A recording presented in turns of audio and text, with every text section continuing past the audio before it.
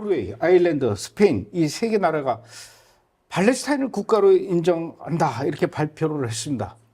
네, 어제 오전이었습니다. 노르웨이와 또 아일랜드, 스페인 이 세 국가가 팔레스타인을 국가로 인정한다고 발표했는데 이 조치는 다음 주 화요일인 5월 28일부터 발효가 될 예정입니다. 이 팔레스타인을 국가로 인정한다라는 말의 의미는 팔레스타인이 자결권과 자치권, 영토 보전, 안보 등 국가의 모든 권리를 보유하고 있다는 것을 인정한다라는 뜻이 되고 또 동시에 이렇게 좋은 점을 인정해주는 대신 국제법에 따른 팔레스타인의 의무도 인정한다라는 것을 의미하게 됩니다. 지금 현재 그 유엔 회원 국가가 193개국인데 이 중에 139개 국가가 팔레스타인을 국가로 인정하는 그런 상태고 대한민국도 역시 마찬가지로 팔레스타인을 국가로 인정하는 이런 상황입니다. 네. 이 유럽연합의 3개 나라 노르웨이, 아일랜드 그리고 스페인 이런 결정에 대해서 당연히 뭐 이스라엘은 항의했겠죠. 네, 맞습니다. 네타냐후 총리는 이 3국의 결정에 대해서 테러에 대한 보상을 주는 것과 같은 결정이다라고 이제 비유를 했습니다. 테러를 저질렀는데 오히려 국가로 인정을 해줬으니 테러에 대한 보상을 준 것이 맞죠. 이어서 네타냐후 총리는 이렇게 악한 사람들에게 국가를 준다면 테러 국가가 되어서 10월 7일의 학살을 계속해서 반복할 것이다라고 이제 경고의 목소리를 냈습니다. 아주 말을 잘했네요. 테러에 대한 보상이다. 콜롬비아 국가도 이스라엘과 단교를 했다고 최근에. 네, 콜롬비아가 5월 1일부로 이스라엘과 단교를 했습니다. 이스라엘 정부가 집단 학살을 저지르고 있다라고 비판을 하면서 단교를 선언을 했었고요. 또 최근에 이제 국제사법재판소의 남아공이 또 집단 학살로 이스라엘을 또 제소하지 않았습니까? 여기에 이제 콜롬비아가 같이 이제 개입을 하기로 결정을 했죠. 그 이스라엘 단교에 이어서 이번에는 팔레스타인에 우리 콜롬비아의 외교 공간도 개설하겠다라고 발표를 했습니다. 이 팔레스타인 라말라 지역에다가 콜롬비아 대사관을 설치한다고 하는데 이번 지시는 콜롬비아 대통령의 직접적인 언급으로 시작된 절차라고 합니다. 앞으로는 콜롬비아 커피 마시지 마세요. 네. 예. 나는 남아공 보석은 절대로 안 살 겁니다. 불매. 예. 보석은 이스라엘께 좋습니다. 네. 자, 다른 나라의 시선은 어떻습니까? 이 3개 이 유럽연합 국가가 팔레스타인을 국가로 인정한 거에 대해서. 여러 반응이 사실은 엇갈리는 모습이 보였는데요. 일단 사우디아라비아와 요르단, 터키, 슬로베니아 요 나라는 이 3개국의 발표를 지지하고 환영하고 나섰습니다.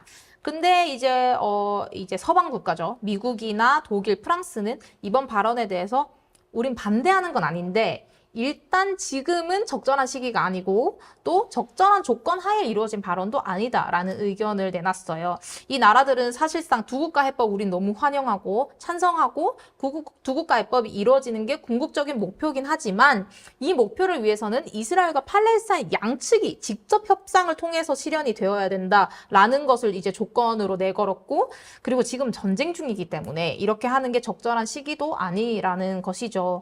근데 이제 뭐 미국이나 뭐 서방 국가들 다 팔레스타인이 국가가 되어서 안 된다는 의견은 없었고 일단 팔레스타인을 국가로 인정은 해야 하지만 뭐 조건이나 시기가 잘 맞아야 된다 뭐 이런 반응들이 나왔습니다. 제가 그동안 강의하면서 두 국가 해법은 절대로 이루어질 수 없다. 그거는 하나 주세요. 내가 가서 강의를 해야 될 것 같습니다. 자, 이스라엘의 극우 인사로 아주 유명한 사람이 조금 전에도 얘기했던 그 가자지구 안에다가 정착촌을 만들고 그곳에서 내가 살게 되면 굉장히 행복할 것 같다라고 얘기했던 벤 그비르 안보장관이 또 이렇게 지금 이 화약의 이 불을 당기는 그런 행동을 했어요. 또다시 예루살렘의 그 성전산을 방문했습니다.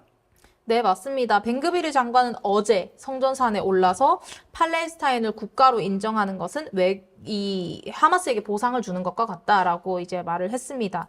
이제 성전산에 벤그비르 장관이 오른 것은 10월 7일 이후에는 처음 올라간 것이었는데 논란이 될 수도 있는 게 영상을 보시면은 이 장관 옆으로 이 측근 유대인들이 기도하는 막 이렇게 기도하는 모습이 담겨 있어요. 근데 감독님도 아시다시피 사실상 유대인들이 성전산에서 기도하는 것이 공식적으로는 금지되지 않았습니까? 그래서 이런 일들이 또 논란의 여지가 될 수 있는 상황이고 근데 이제 뭐 또 벤그비르 장관이 또 천방지축처럼 혼자 올라갔는가 그거는 아니고 이제 네타냐후 총리가 사전에 알고 있었던 사실이라고 합니다. 거기서는 그 유대인들이 그 황금 사원을 바라보면서 저기가 옛날에 우리 솔로몬 성전이 있었던 자리다 이렇게 설명해도 안 되고 그곳을 향해서 기도해도 안 되고 기도하는 포즈를 취해도 안 되고 또 유대인들이 그 들고 다니는 그 시두르라고 하는 기도책이거든요. 그것도 펼쳐도 안 되고 제가 한 번은 그 회복 순례팀들, 성지 순례팀들 데리고 이제 그 성전산 안에 들어갔는데 우리를 데리고 가서 이제 안내해주던 한국인 가이드가 갑자기 거기서 이 2000년 전에 성전이 있었던 그 이 그림을 이렇게 펼쳐서 보여주면서 설명을 했어요. 설명하려고 이렇게 펼치는 순간 거기 있는 그 아랍 사람들이 몰려와가지고 너네 이딴 식이면 다 나가 그래가지고 1시간 넘게 그곳을 들어가기 위해서 기다리고 서 있다가 들어가서 1분도 안 돼서 쫓겨났어. 그 정도로 예민한 데입니다. 네. 거기 가서 기도하고 야 이게 참 아유 참 어떻게 하려고.